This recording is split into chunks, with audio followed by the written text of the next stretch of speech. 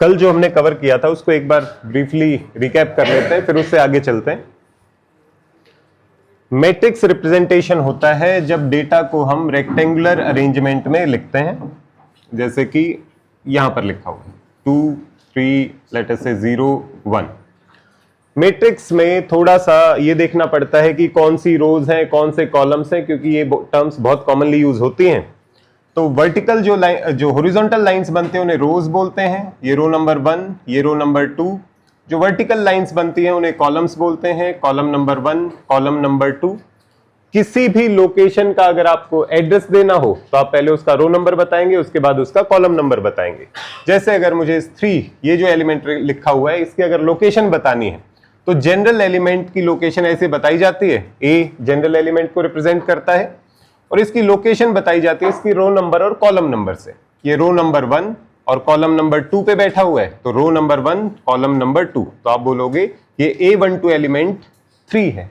इसी तरीके से हर एक एलिमेंट की लोकेशन को लिखा जा सकता है। जैसे अगर कोई मैट्रिक्स दिया हुआ है जिसमें 3 रो और 3 कॉलम है, R1 R2 R3, column 1 column 2 column 3, तो हर एक एलिमेंट की लोकेशन ऐसे लिखी जा सकती है।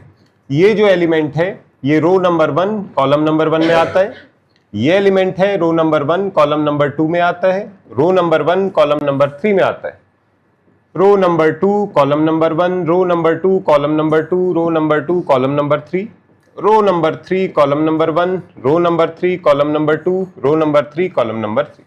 तो हर एक एलिमेंट को जनरल तरीके से ऐसे रिप्रेजेंट किया जा सकता है। कई बार वो बताएगा A21 एलिमेंट ये है, उसका कहने का मतलब है रो नंबर 2 कॉलम नंबर 1 वाला एलिमेंट इस लोकेशन पे जो एलिमेंट रखा हुआ है मैट्रिक्स में उसकी वैल्यू वो बता रहा होता है।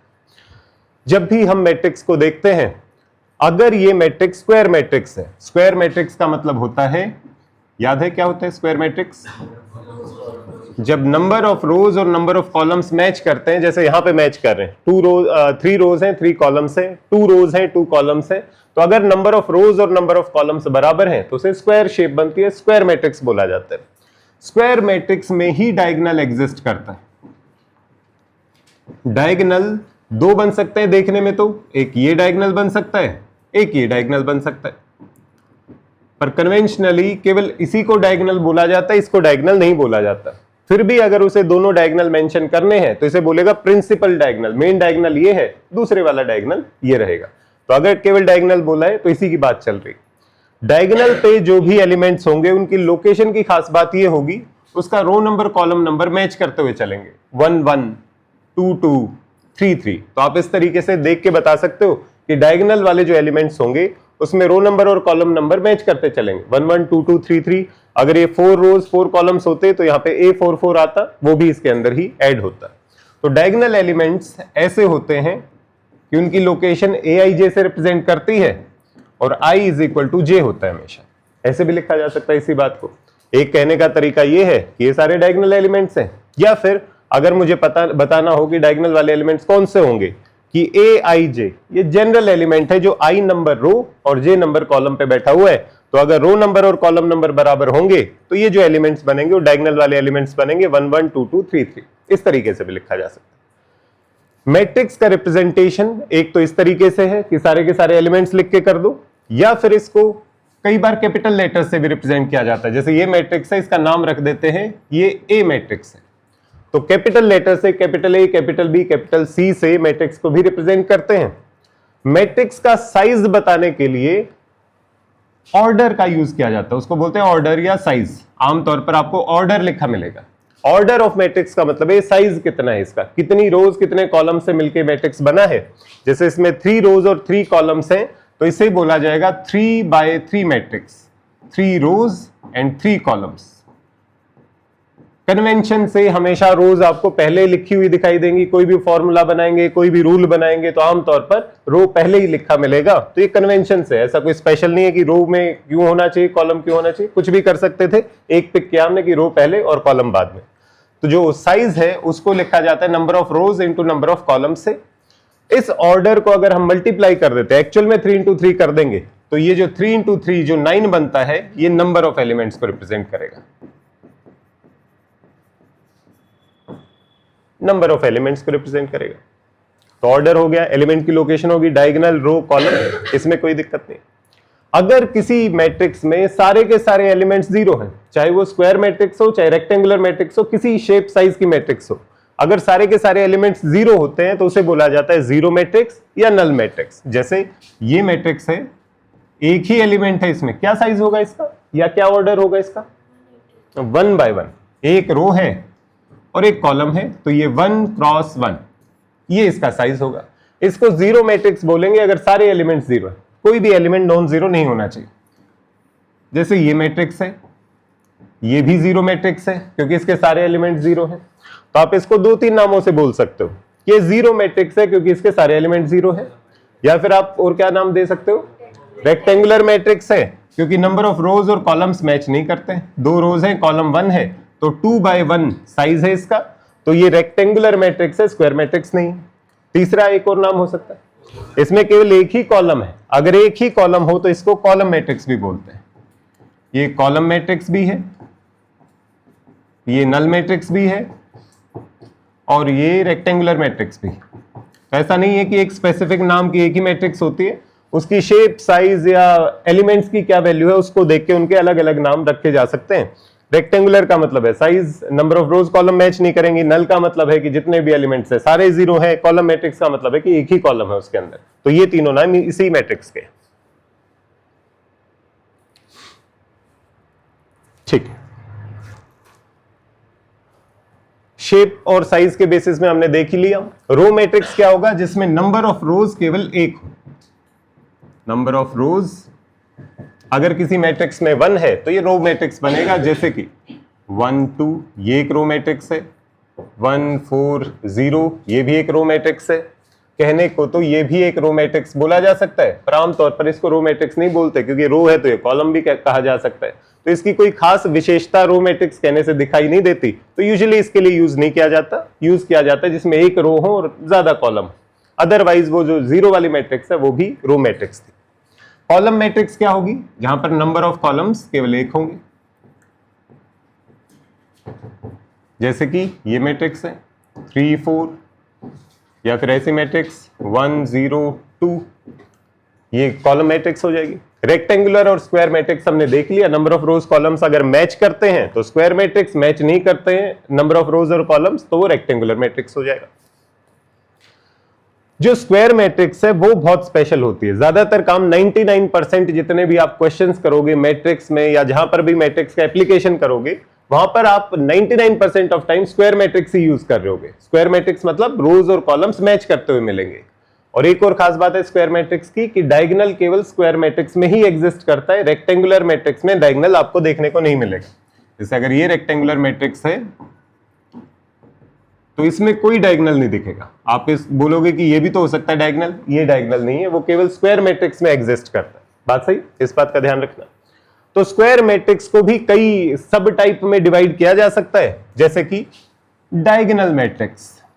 डायगोनल मैट्रिक्स वो स्क्वायर मैट्रिक्स होती है जिस पे डायगोनल को छोड़कर बाकी सारे एलिमेंट जीरो दिखाई दे, जैसे 1 0 3 ये हो गए डायगोनल के एलिमेंट्स, इनको छोड़कर बाकी सब कोई जीरो होना चाहिए। डायगोनल को छोड़कर अगर बाकी सारे एलिमेंट्स जीरो हैं तो इसका मतलब वो डायगोनल मैट्रिक्स है। बात सही, ये तो सीधा अपनी भाषा में बताने का तरीका है। अगर और टेक्निकली कहीं पे लिखा मिलेगा या क्वेश्चंस में लिखा मिलेगा तो उसको ऐसे भी लिखा जा सकता है कि aij is equal to 0 if i is not equal to j। ऐसे भी लिखा जा सकता है कि कोई मैट्रिक्स है ए मैट्रिक्स, उसका जो जनरल एलिमेंट है वो aij है। ऐसे भी रिप्रेजेंट करते हैं कि जनरल एलिमेंट लिख दिया और उसके ऊपर स्क्वायर ब्रैकेट लगा दी। तो ये जो मैट्रिक्स है इसकी खास बात क्या है कि aij ये जो जनरल एलिमेंट है वो 0 मिलेगा अगर i और j की वैल्यू मैच नहीं कर रही। इसका मतलब क्या है, i और j की वैल्यू बराबर होती है डायगोनल पे। तो इसका कहने का मतलब है कि if i not equal to j, अगर डायगोनल को छोड़कर बाकी एलिमेंट्स की बात करें तो सब जीरो होने चाहिए। बात सही है। तो डायगोनल पे जो एलिमेंट्स है वो जीरो हो ना जीरो हो कोई फर्क नहीं पड़ता, पर डायगोनल को छोड़कर जो बाकी सब एलिमेंट्स हैं अगर वो जीरो है तो इसे बोला जाता है डायगोनल मैट्रिक्स। क्लियर है? कोई कंफ्यूजन है इसमें? नमन, अमन, कंफ्यूजन? चले इसी डायगोनल का एक स्पेशल केस है जिसे हम बोलते हैं स्केलर मैट्रिक्स। ये तो है कि डायगोनल पे कोई भी आ जाए एलिमेंट, डायगोनल मैट्रिक्स कहलाएगा। अगर डायगोनल के एलिमेंट्स सारे के सारे बराबर हो जाए, केवल डायगोनल पे एलिमेंट्स हैं और सब के सब बराबर, जैसे सब की जगह मैं 5 लिख देता हूं, डायगोनल वाले एलिमेंट्स 5 हैं और बाकी सब 0, तो डायगोनल मैट्रिक्स तो है पक्का, क्योंकि डायगोनल पे एलिमेंट है और बाकी वाले सारे 0 है, तो डायगोनल मैट्रिक्स तो है। पर इसकी एक और स्पेशलिटी है कि सारे डायगोनल एलिमेंट्स बराबर, तो अगर सारे डायगोनल एलिमेंट्स बराबर होते हैं तो इसे बोला जाता है स्केलर मैट्रिक्स। इसको स्केलर क्यों बोलते हैं थोड़े टाइम बाद आपको खुद समझ में आ जाएगा, तो अभी के लिए बस ये मान के चलो अगर एलिमेंट्स बराबर हैं तो उसको स्केलर बोलते हैं। ये जो लॉजिक है थोड़ी देर बाद आगे आ जाएगा कि स्केलर नाम क्यों रखा है इसका। बात सही, डायगोनल पे एलिमेंट हो, डायगोनल एलिमेंट सारे बराबर भी हो जाए, स्केलर। सारे बराबर भी हैं और सबकी वैल्यू 1 है, फिर उसे बोलते हैं यूनिट मैट्रिक्स या आइडेंटिटी मैट्रिक्स। सारे के सारे एलिमेंट 1 है डायगोनल वाले और बाकी सब 0, इसको आइडेंटिटी या यूनिट मैट्रिक्स बोलते हैं, यूनिट मैट्रिक्स बोलते हैं। आइडेंटिटी और यूनिट मैट्रिक्स को एक आई से भी रिप्रेजेंट करते हैं, आई फॉर आइडेंटिटी। मैट्रिक्स में ये 1 की तरह काम करता है, जैसे नंबर्स में 1 होता है, किसी को भी 1 से मल्टीप्लाई करो तो वही नंबर रहता है, 2 इंटू 1 2 रहता है। तो इस आइडेंटिटी मैट्रिक्स की खास बात ये होगी आगे जाके जब हम देखेंगे कि इस मैट्रिक्स को किसी दूसरी मैट्रिक्स से मल्टीप्लाई करोगे तो ये 1 की तरह काम करेगा। ए इंटू आइडेंटिटी मैट्रिक्स ए के बराबर होता है, तो इस वजह से इसका नाम आइडेंटिटी या यूनिट की मैट्रिक्स की दुनिया में ये 1 का काम करता है।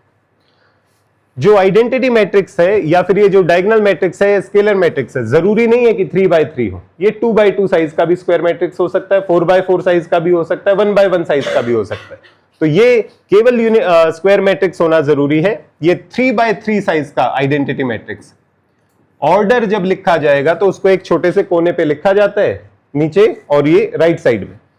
सारे के सारे एलिमेंट्स अगर 1 है तो यूनिट मैट्रिक्स है, ये 3x3 साइज का है, 3 रोज है, पहले रोज बताते हैं, 3 कॉलम्स है। इसी तरीके से 2x2 साइज का भी यूनिट मैट्रिक्स लिखा जा सकता है, 1 0 0 1। इसका साइज क्या है, 2 रोज 2 कॉलम्स, और ये यूनिट मैट्रिक्स है। क्यों? क्योंकि डायगोनल पे सारे 1 है, बाकी सब कुछ 0, तो ये भी आइडेंटिटी मैट्रिक्स है। पर क्योंकि इसका साइज 3x3 था, इसका साइज 2x2 है, तो इसको डिफरेंशिएट करने के लिए यहां पे लिख दिया जाता है आइडेंटिटी मैट्रिक्स 3x3 साइज का, आइडेंटिटी मैट्रिक्स 2x2 साइज का, ऐसे लिखा जा सकता है। बात सही समझ में? क्योंकि डायगोनल केवल स्क्वायर मैट्रिक्स में होता है, तो इस वजह से डायगोनल मैट्रिक्स भी स्क्वायर मैट्रिक्स का ही सब पार्ट है, स्केलर मैट्रिक्स भी स्क्वायर मैट्रिक्स का ही सब पार्ट है, और यूनिट मैट्रिक्स भी स्क्वायर मैट्रिक्स का ही सब पार्ट है। क्योंकि एलिमेंट्स केवल डायगोनल पे है, तो इस वजह से जो स्केलर मैट्रिक्स है वो डायगोनल का ही सब पार्ट है, और स्केलर में सारे के सारे डायगोनल के एलिमेंट्स बराबर होने चाहिए। तो जो ये आइडेंटिटी मैट्रिक्स है वो भी स्केलर का एक स्पेशल ही केस है कि जिसमें सारे एलिमेंट बराबर भी हैं और 1 भी। बात सही? थोड़े टाइम बाद ये बातें खुद ही याद होनी शुरू हो जाएंगी। शुरुआत में ये लगता है बहुत सारे नाम इकट्ठे हो गए, पर जब आप यूज करना शुरू करोगे तो आपको याद होना शुरू हो जाएगा। स्क्वायर मैट्रिक्स में एक और टर्मिनोलॉजी आती है जिसे हम बोलते हैं ट्रायंगुलर मैट्रिक्स। ट्रायंगुलर कैसे हो सकता है? हमने शुरुआत में ही बोला मैट्रिक्स तो रेक्टेंगुलर अरेंजमेंट होता है। ट्रायंगुलर कहने का मतलब ये होता है कि जो एलिमेंट्स हैं ये स्क्वायर मैट्रिक्स का ही सब पार्ट होगा। 1 2 लेट अस से 3 0 0 0 4 0 लेट अस से 5। अगर इस तरीके का कोई मैट्रिक्स है कि डायगोनल और डायगोनल से ऊपर की तरफ नॉन जीरो एलिमेंट हो सकते हैं, डायगोनल से नीचे नीचे की तरफ सारे 0 है। अब तक हमने क्या देखा था कि केवल डायगोनल पे एलिमेंट है, बाकी सारे 0, तो हम उसे डायगोनल मैट्रिक्स बोलते थे। ये मैट्रिक्स कैसी होगी कि डायगोनल पे भी हो सकते हैं और डायगोनल से ऊपर भी हो सकते हैं, नीचे नीचे 0 होना चाहिए, तो इसको बोला जाता है upper triangular matrix. Upper triangular matrix. Upper triangular क्यों? डायगोनल से ऊपर की तरफ है, ये जो ट्रायंगल है ये ऊपर की तरफ बन रहा है, तो इसलिए अपर ट्रायंगुलर, नीचे वाले सारे के सारे 0। इसी तरीके से एक और स्पेशल नाम होता है जिसे बोलते हैं लोअर ट्रायंगुलर मैट्रिक्स। कि डायगोनल पे एलिमेंट्स हो सकते हैं, नीचे की तरफ एलिमेंट्स हो सकते हैं 5 7 लेट अस से 8, पर डायगोनल से ऊपर सारे 0, तो इसे बोला जाता है लोअर ट्रायंगुलर मैट्रिक्स।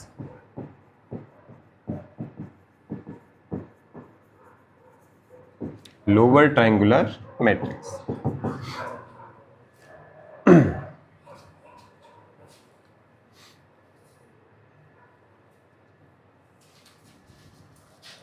अगर इसको जनरल एलिमेंट की फॉर्म में लिखें तो ऐसे लिखा जाएगा, जैसे 3x3 मैट्रिक्स लिखना हो तो इसकी लोकेशन क्या है बता सकते हो बिना देखे?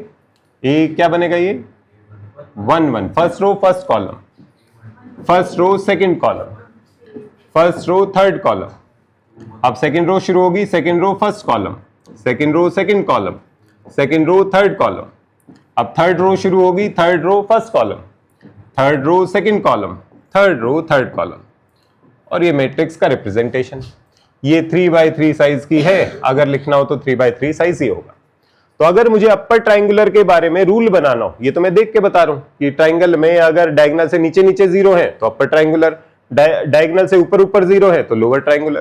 तो अगर मुझे यहां देख के बताना हो कि जो अपर ट्राइंगुलर मैट्रिक्स होगी उस पे ये जो नीचे वाले एलिमेंट्स हैं वो सारे के सारे 0 मिलेंगे, तो इस रूल को ऐसे भी लिखा जा सकता है कि अपर ट्राइंगुलर मैट्रिक्स की खास बात ये होती है, बता सकते हो जनरल रूल वो AIJ की तरह, ए लेस देन इक्वल टू भी हो सकता है। डायगोनल पे 0 होना थोड़ी जरूरी है, डायगोनल से नीचे नीचे 0 होने से। I equal to J, row number और कॉलम नंबर मैच करता है तो आप डायगोनल की बात कर रहे हो। तो अगर ये अपर ट्राइंगुलर मैट्रिक्स है तो यहां पर नॉन जीरो हो सकता है, कोई प्रॉब्लम नहीं, ये सब के सब 0 होने चाहिए। तो मैं बोलूंगा कि AIJ 0 होना चाहिए इफ ये I वाली टर्म हमेशा J से बड़ी आ रही है, if I is greater than J। अगर मैंने यहां पे ग्रेटर देन इक्वल टू लिख दिया तो इसका मतलब हुआ मैंने डायगोनल्स को भी 0 कर दिया। डायगोनल 0 नहीं होना चाहिए, डायगोनल से नीचे नीचे 0 है तो अपर ट्राइंगुलर, डायगोनल से ऊपर ऊपर 0 है तो लोअर ट्राइंगुलर। ये थोड़े टाइम बाद आपको लिखना भी आ जाएगा, जैसे सेट्स में हम सेट बिल्डर फॉर्म में सेट लिखते थे ना, जो इंफॉर्मेशन है उसको सेट बिल्डर फॉर्म में कैसे लिख सकते हैं, ये कुछ वैसा ही है कि इन एलिमेंट्स को मैं कैसे बता सकता हूं कि ये वो सारे एलिमेंट है जिनमें I की वैल्यू J से बड़ी, जिसमें रो नंबर कॉलम नंबर से बड़ा है, 2 1 3 1 3 2, तो ये सारे अगर 0 है तो अपर ट्राइंगुलर। सेम लोअर के बारे में बोल सकते हैं। लोअर ट्राइंगुलर की खास बात क्या होगी, लिख के देखो खुद से जनरल एलिमेंट की तरह, if I smaller than J, देखते हैं A11 A12 A13 A21 A22 A23 A31 A32 A33, ये अगर लोअर ट्राइंगुलर मैट्रिक्स है तो इसका मतलब यहां पर तो नॉन जीरो हो सकते हैं, पर ये सब के सब 0 होने चाहिए, ये ऊपर वाले सारे एलिमेंट 0 होने चाहिए। तो हम बोलेंगे कि AIJ इज इक्वल टू 0। किसकी बात कर रहे हैं हम? लोअर ट्राइंगुलर की, लोअर ट्राइंगुलर कि AIJ की वैल्यू 0 होगी इफ, इनकी खास बात क्या है इन एलिमेंट्स की, इसमें जो कॉलम नंबर है वो रो नंबर से बड़ा है, तो if J is greater than I, या फिर आप बोल सकते हो if I is less than J, इसका ऑपोजिट। ये लोअर ट्राइंगुलर को ऐसे भी लिखा जा सकता है।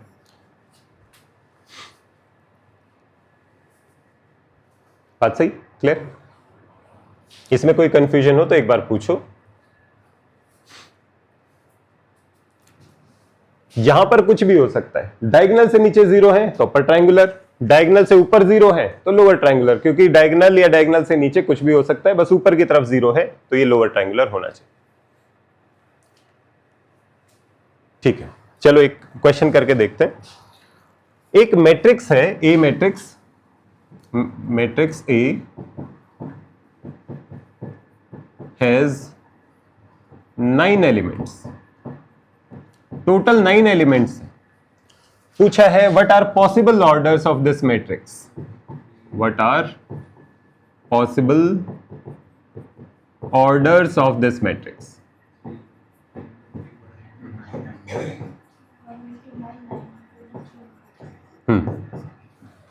ऑर्डर क्या होता है? Number of rows into number of columns को हम ऑर्डर बोलते हैं। नंबर ऑफ रोज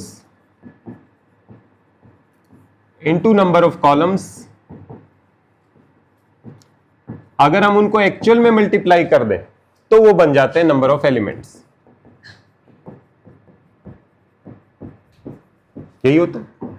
एक खास बात तो ये है, रो और कॉलम्स के जो नंबर होंगे उनको मल्टीप्लाई करेंगे तो 9 आना चाहिए। दूसरी बात, रोज और कॉलम्स फ्रैक्शन में नहीं हो सकते, नेगेटिव नहीं हो सकते, तो नेचुरल नंबर होने चाहिए। तो ये जो रोज होंगे ये 1 2 3 4 5 ऐसे हो सकते हैं, कॉलम में वो भी 1 2 3 4 5 ऐसे हो सकते हैं। तो मुझे ऐसे पेयर निकालने हैं कि जो दो नेचुरल नंबर्स का प्रोडक्ट 9 आता हो। अब लॉजिकली शुरू कर सकते हैं, 1 इंटू 9 9 बन जाएगा, 2 इंटू फ्रैक्शन करना पड़ेगा, 3 इंटू 3 भी 9 होता है, 4 नहीं हो सकता, 5 नहीं हो सकता है, 6 नहीं हो सकता है, 7 नहीं हो सकता है, 8 नहीं हो सकता है, 9 हो सकता है। 9 इंटू 1 9 हो जाएगा। 9 से आगे जाएंगे तो 1 से छोटा नंबर फ्रैक्शन होना अलाउड ही नहीं। तो इस वजह से अगर ये क्वेश्चन है कि नंबर ऑफ एलिमेंट्स बताए हैं तो क्या पॉसिबल ऑर्डर हो सकते हैं, रोज और कॉलम्स के कितने नंबर हो सकते हैं? 3 पॉसिबल ऑर्डर्स हैं, 1 cross 9 matrix, 3 cross 3 matrix, 9 cross 1 matrix. बात सही? 3 पॉसिबल ऑर्डर्स है, 3 पॉसिबल ऑर्डर्स।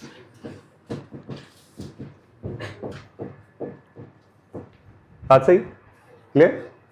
अच्छा, अगर 13 एलिमेंट्स हो फिर कितने पॉसिबल ऑर्डर्स होंगे? 13 अगर टोटल नंबर ऑफ एलिमेंट्स होते तो रोज और कॉलम्स को मल्टीप्लाई करते सिस्टमेटिकली 1 से अगर शुरू करें तो 1 इंटू 13, 2 नहीं हो सकता, 3 नहीं हो सकता, 4 नहीं हो सकता, क्योंकि फ्रैक्शन आएगा। 4 इंटू समथिंग 13 कब आएगा? जब वो फ्रैक्शन होगा। 5 6 7 8 9 10 13 पे जाके 13 इंटू 1 बनेगा, क्योंकि नंबर ऑफ रोज और नंबर ऑफ कॉलम्स फ्रैक्शन नहीं हो सकते। इस वजह से केवल 2 ही पॉसिबिलिटी है कि 1 इंटू 13 13 हो जाए या 13 इंटू 1। तो यहां पर 2 पॉसिबल ऑर्डर्स आएंगे, 2 पॉसिबल ऑर्डर्स।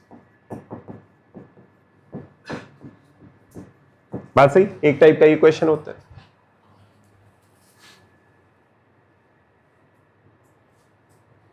एक और क्वेश्चन ट्राई करके देखो कि एक ए मैट्रिक्स है जो लेट अस से 2 by 2 साइज का है। यहां पे 2 by 2 का मतलब है कि ए मैट्रिक्स का नाम है और 2 by 2 उसका साइज है। ओनली पॉसिबल एलिमेंट्स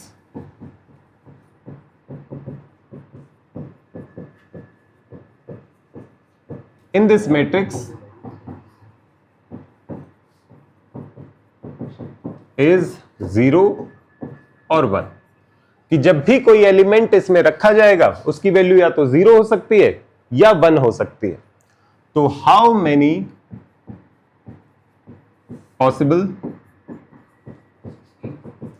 ए मैट्रिसेस, डिफरेंट ए मैट्रिसेस एग्जिस्ट? सोचो। 16?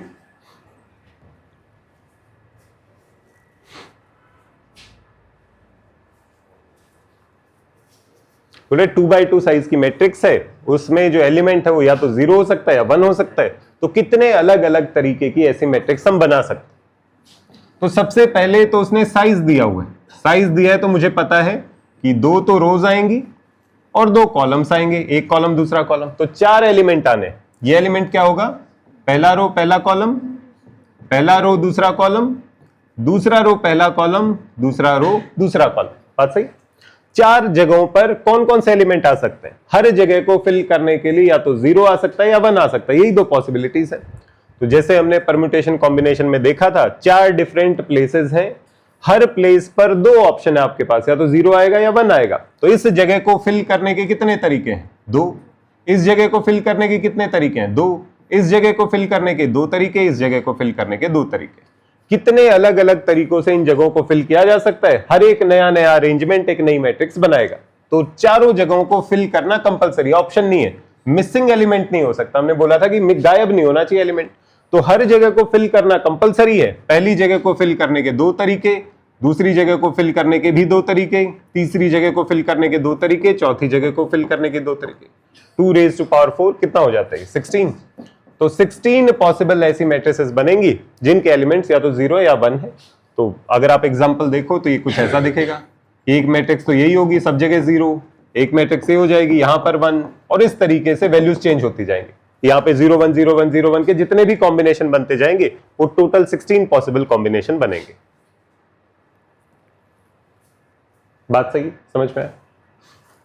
चलो अब बताओ इसका क्या होना चाहिए। एक बी मैट्रिक्स है जो 3 by 3 साइज की है। एवरी एलिमेंट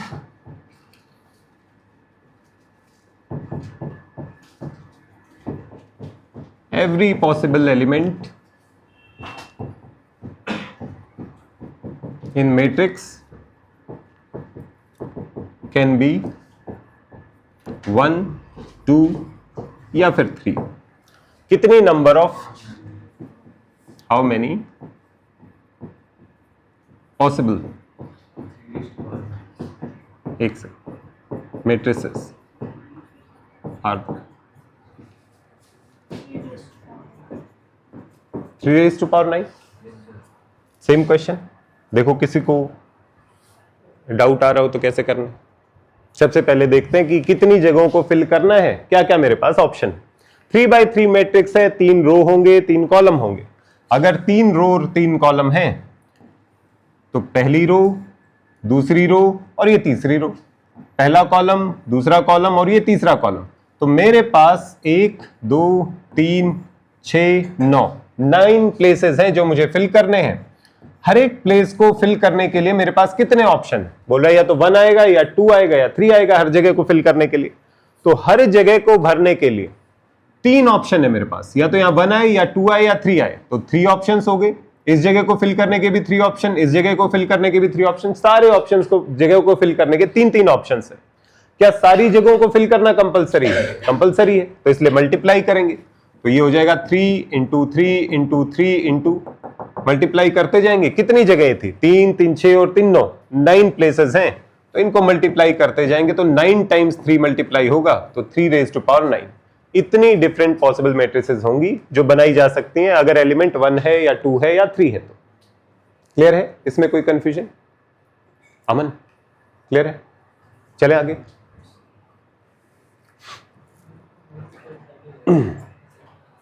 ठीक है, उसके बाद एक टर्म आती है कंपेरेबल मैट्रिक्स। अभी आपको फील हो रहा होगा ये जो थोड़ा थोड़ा सेट्स जैसा, 11th क्लास में भी सेट होते थे, इक्विवेलेंट सेट, कंपेरेबल सेट, तो थोड़ा सा बोरिंग शुरुआत वाला पार्ट है, पर मैट्रिक्स आगे जाके बहुत इंटरेस्टिंग होता है। अगर हम ये नाम नहीं सुने होंगे तो हम थोड़े से उलझ जाएंगे। तो ऐसा नहीं है, इसके बेसिस पे बहुत क्वेश्चंस आएंगे, पर कहीं पे अगर उसने कंपेरेबल मैट्रिक्स लिख दिया और हमें मीनिंग ही नहीं पता है तो दिक्कत आ जाती है। तो इसलिए एक बार इनकी डेफिनेशंस को देखना जरूरी है, जिसमें नंबर ऑफ एलिमेंट्स बराबर होते हैं।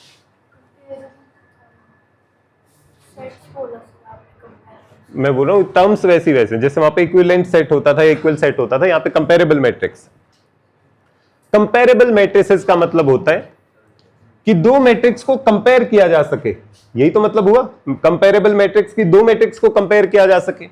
दो मैट्रिक्स को केवल तभी कंपेयर किया जा सकता है कि अगर ये मैट्रिक्स लिखी हुई है, जैसे 2 3 0 1 x y z, let us से p, ये दोनों मैट्रिक्स कंपेरेबल हैं, क्योंकि मैं ये कंपेयर कर सकता हूं कि यहां पे 2 है, यहां पे x है, कंपेयर कर रहे हैं, 3 की जगह y है, 0 की जगह z है, 1 की जगह p है, इस वजह से कंपैरिजन पॉसिबल।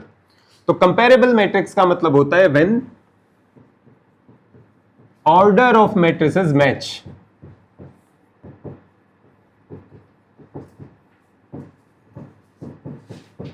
जब दोनों का सेम ऑर्डर होता है तब उन मैट्रिसेस को कंपेरेबल मैट्रिक्स बोलते हैं। जैसे कि अगर A मैट्रिक्स है 2/3 साइज की है और B मैट्रिक्स है वो भी 2/3 साइज की, तो अगर दोनों का ऑर्डर या साइज मैच करता है तब उन्हें कंपेरेबल मैट्रिक्स बोलते हैं।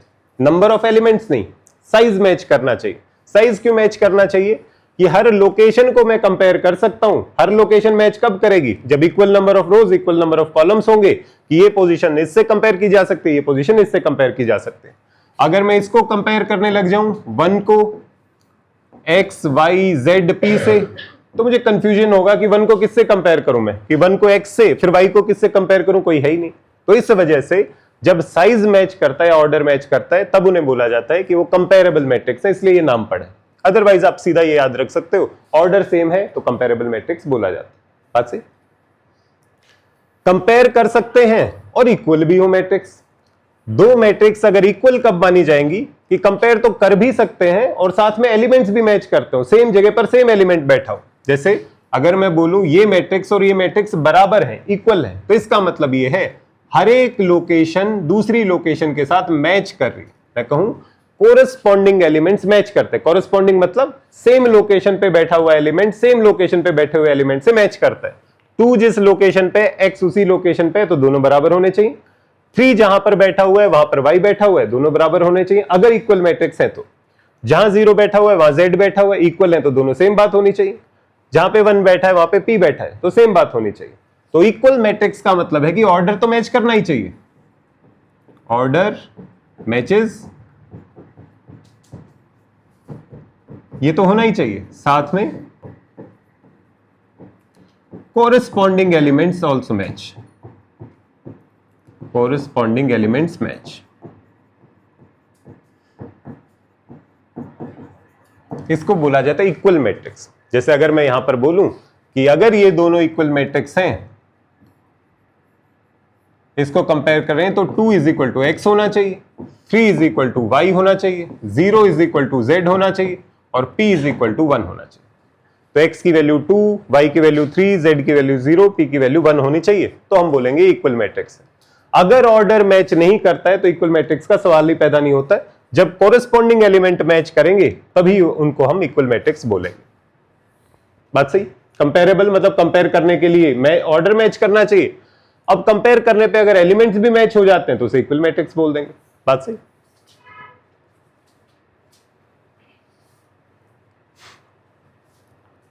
ठीक है।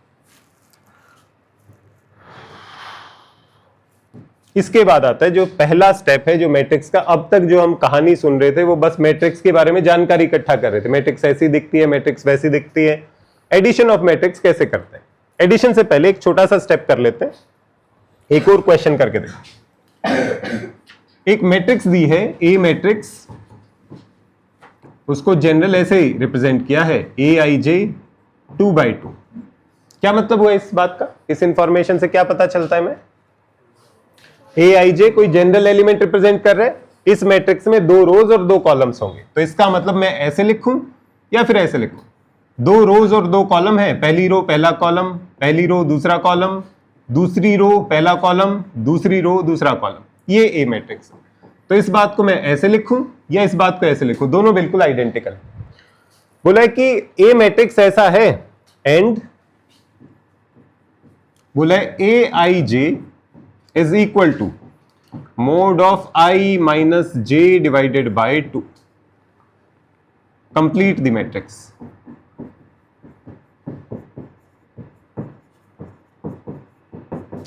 ट्राई करके देखो क्या समझ में आ रहा है इससे। बोल रहे हैं कि एक मैट्रिक्स है aij और उसका जो जनरल एलिमेंट है aij, उसकी वैल्यू ये है, i माइनस जे के ऊपर मोड लगा दिया डिवाइडेड बाय 2। तो बताओ कि मैट्रिक्स क्या बनेगी?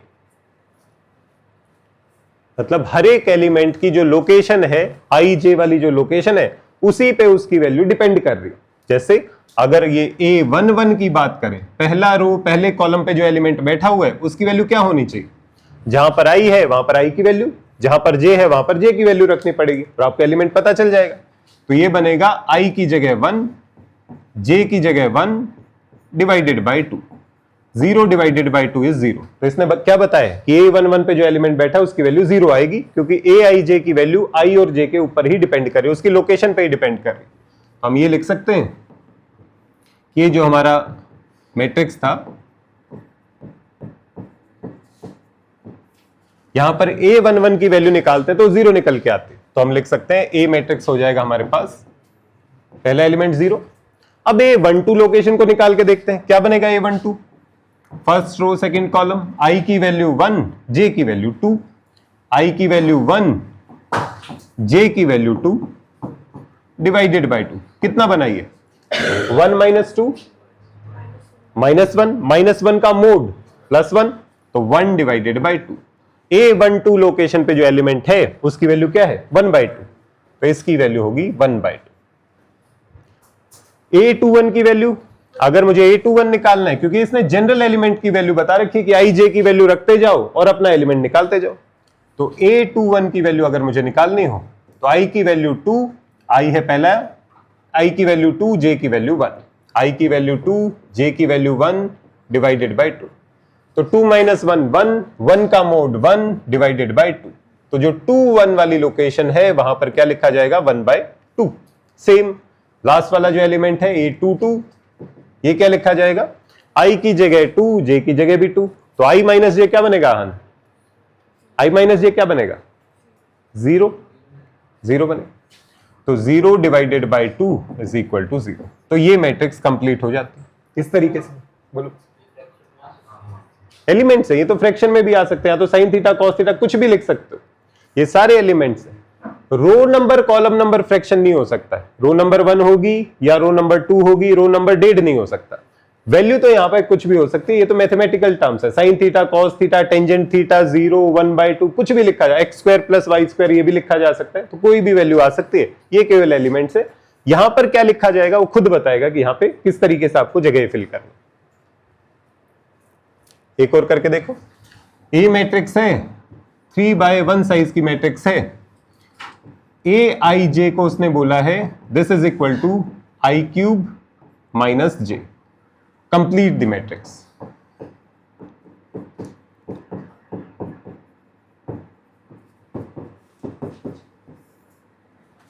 आई क्यूब आयोटा का क्यूब नहीं है, ध्यान रखना, रो नंबर का क्यूब। कहीं बोला आई क्यूब तो हमें पता ही है -1 हो, माइनस आयोटा होता है।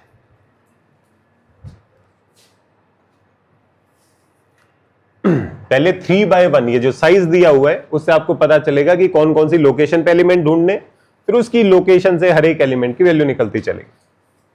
करो, देखना पड़ेगा, मुझे भी आइडिया नहीं है, यही मत नहीं। अगर 3/1 मैट्रिक्स है तो 3 रोज होंगी, 1 कॉलम होगा, रो 1 रो 2 रो 3 कॉलम 1। 3/1 का मतलब 3 रोज 1 कॉलम, क्लियर है? ऑर्डर से हमें साइज पता चल जाता है।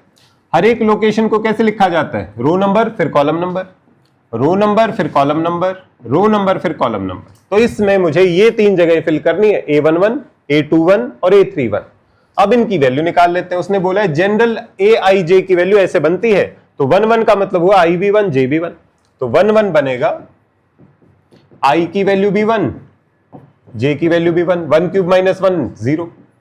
A21 आई की जगह 2 2 क्यूब माइनस जे की जगह 1 8 माइनस 1 इज 7।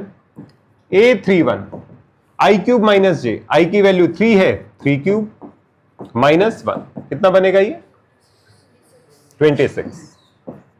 तो ये तीनों एलिमेंट्स हैं, तो ये एलिमेंट, ये हमारी मैट्रिक्स कंप्लीट हो जाएगी। A11 है 0, ये है 7 और ये है 26। ये ए मैट्रिक्स की बात चल रही है, क्लियर है? कोई कंफ्यूजन इसमें? तो इस तरीके से भी मैट्रिक्स की वैल्यूज दी जा सकते हैं कि जनरल एलिमेंट की वैल्यू उसकी लोकेशन पे ही डिपेंड करती हो, लोकेशन पे डिपेंड करने से उसकी लोकेशन की वैल्यूज डालते जाओ और आंसर्स निकालते जाओ। ठीक।